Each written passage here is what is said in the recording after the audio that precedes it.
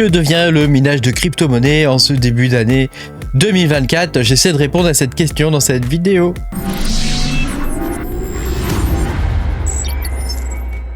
Bonjour les amis, je suis très content de vous retrouver aujourd'hui pour cette nouvelle vidéo où on va parler du minage de crypto-monnaies et puis qu'est-ce que devient le minage de crypto-monnaies en ce début d'année 2024.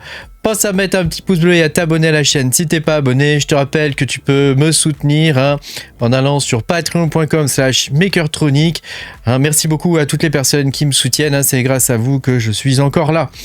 Alors, dans cette vidéo, on va parler minage de crypto-monnaies évidemment. Sachant que le minage de crypto-monnaies, tu le sais, c'est vraiment une niche dans le monde de la crypto-monnaie. Il y a relativement peu de mineurs de crypto-monnaies. Pour le coup, on n'est pas très nombreux. On est une petite communauté, au final, française, francophone.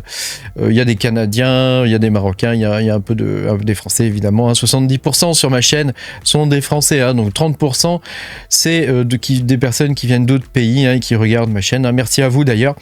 Donc que devient le minage de crypto-monnaie? Alors il y a deux aspects qu'on va aborder. Il y a la partie GPU et la partie CPU. Donc GPU ce sont les cartes graphiques et CPU ce sont les processeurs. Alors pour les cartes graphiques, on a de temps en temps des coins qui sont rentables et qui sont intéressants à miner, sachant que actuellement j'ai envie de dire que la situation s'est inversée entre les GPU et les CPU. Autrefois les GPU pouvaient amener un revenu régulier, c'est plus le cas maintenant. Ça fonctionne comme les CPU avant, c'est-à-dire c'est au coup par coup, c'est du minage one shot. Le reste du temps, moi mes GPU sont éteints, donc mes cartes graphiques sont éteintes la majorité du temps, sauf quand il y a un coin intéressant à miner.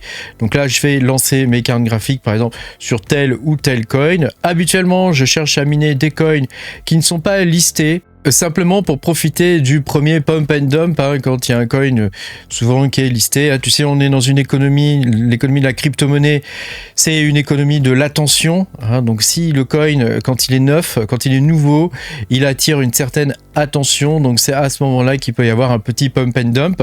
Des fois, il est assez important, on va pas se le cacher, et donc c'est là que c'est le plus intéressant. Après, le minage par GPU n'est absolument pas mort. Si tu arrives à réunir les bonnes conditions, tu peux gagner beaucoup d'argent en faisant du mining GPU, mais voilà, il faut réussir à réunir les bonnes conditions, c'est-à-dire arriver sur les projets le plus tôt possible.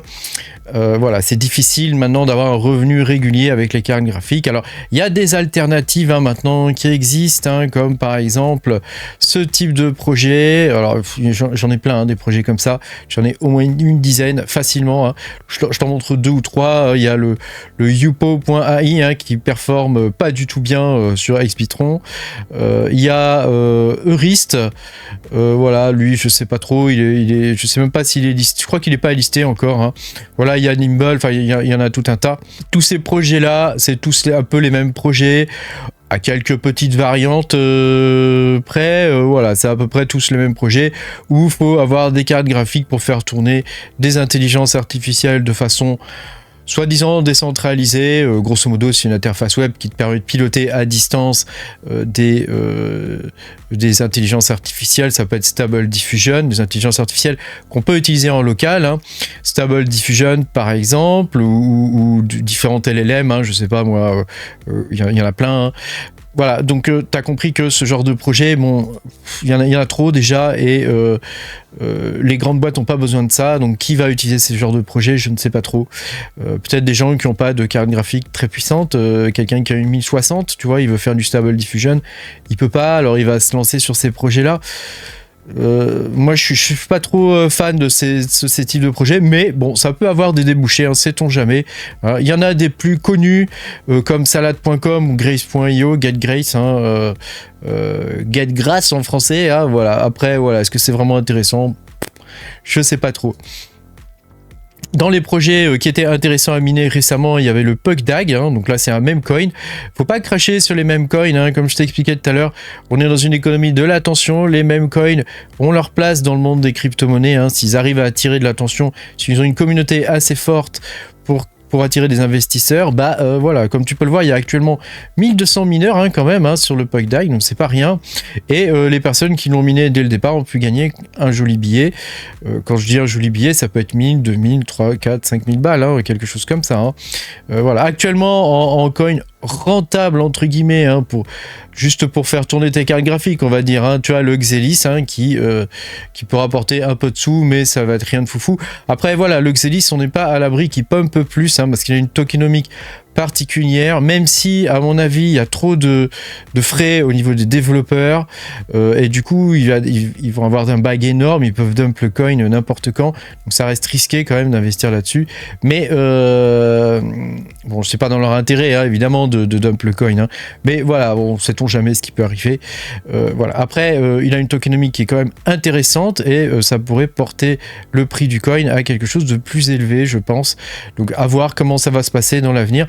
En tout cas, on peut voir que, tu vois, il est monté quand même, sur les dernières 24 heures, il est quand même monté à 24 $, donc ça peut être intéressant quand même de miner ce type de coin et ça peut rapporter un petit peu. Hein. On n'est pas sur du spike mining pur et dur où tu gagnes 10 000 balles, mais voilà. Ça peut être quand même intéressant à miner et tu peux faire un gain relativement intéressant. Voilà. Après, en termes de spike mining, hein, évidemment, si tu arrives à miner les coins un petit peu avant tout le monde ou avant qu'il soit annoncé ou des choses comme ça, bah tu peux faire des gains intéressants, des gains à 4 ou 5 chiffres. Hein.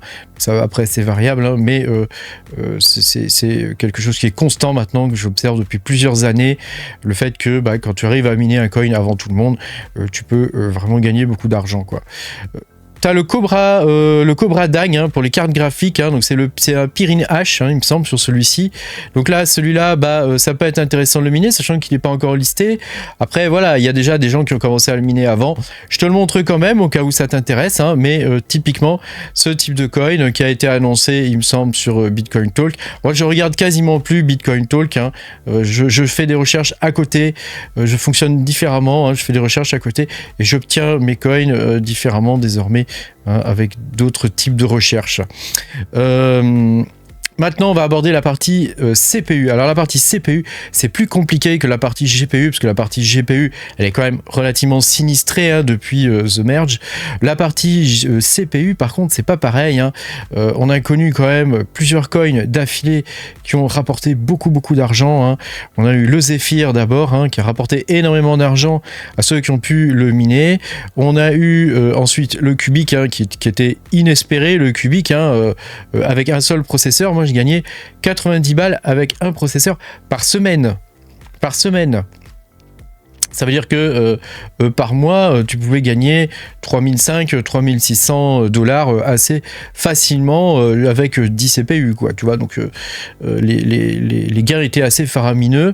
Voilà. Après, ça s'est vite essoufflé. Je peux te montrer ce que ça donne. Hein. Je peux te montrer ce que ça donne. Cubic. Attends.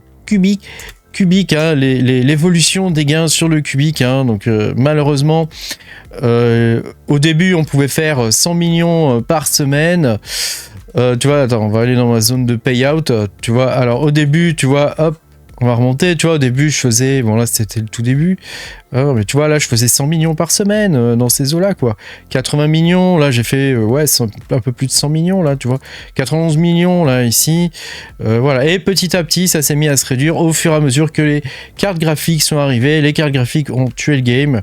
Au début on pouvait miner et c'était très intéressant de miner le Cubic avec bah, tout simplement ton processeur, quoi, tes processeurs, hein, voilà, et puis après les cartes graphiques sont arrivées, donc tant qu'il n'y avait que du Nvidia, ça allait encore, hein, on arrivait à gagner 30-40 millions à peu près, 50 millions des fois même par semaine.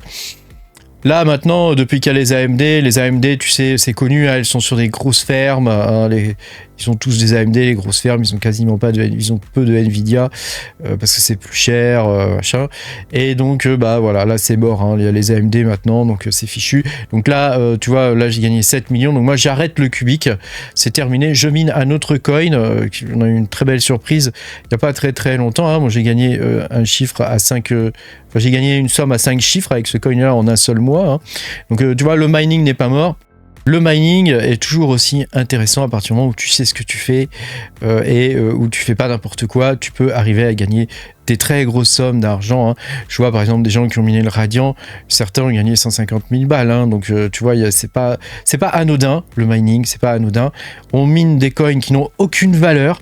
Au moment où on les mine, ils ont aucune valeur, ils valent 0, ils s'échangent sur des exchanges qui sont inconnus, c'est des trucs vraiment exotiques, pourris à souhait, mais voilà, tout ça c'est très risqué, mais il y a quand même moyen d'arriver à sortir son épingle du jeu et à gagner des sommes intéressantes avec le mining. Alors le mining GPU, ça devient difficile quand même, hein, mais enfin on peut arriver quand même à sortir de 3000 balles de temps en temps sur un coup de poker, hein, sur un coin. Hein. Le mining CPU, effectivement, c'est actuellement le mining le plus intéressant de très très loin. Hein, ça fait un moment déjà, hein, il suffit juste de miner les bons coins, hein, c'est comme pour tout. Alors oui, actuellement on est dans une nouvelle purge, hein, dans le sens où à partir du moment où ça devient difficile de trouver des coins rentables au jour le jour, etc. Les gens coupent et puis ils arrêtent de s'y intéresser et au final ils arrêtent et ils revendent leur matos. Hein. Donc on peut le voir, hein, moi je vois sur différents Discord des gens qui commencent à vendre leur matériel. C'est normal, hein. Donc moi je serai toujours là pour vous, vous inquiétez pas. On va se trouver des coins cool. Hein. Donc là en ce moment on en a un qui est bien sympa, hein. Mais on va continuer de se trouver des coins cool et des choses sympas à miner. Merci beaucoup d'avoir regardé cette vidéo. Pense à mettre un petit pouce bleu, à t'abonner à la chaîne si t'es pas abonné. Et puis moi je te dis à bientôt pour de nouvelles aventures. Salut, salut.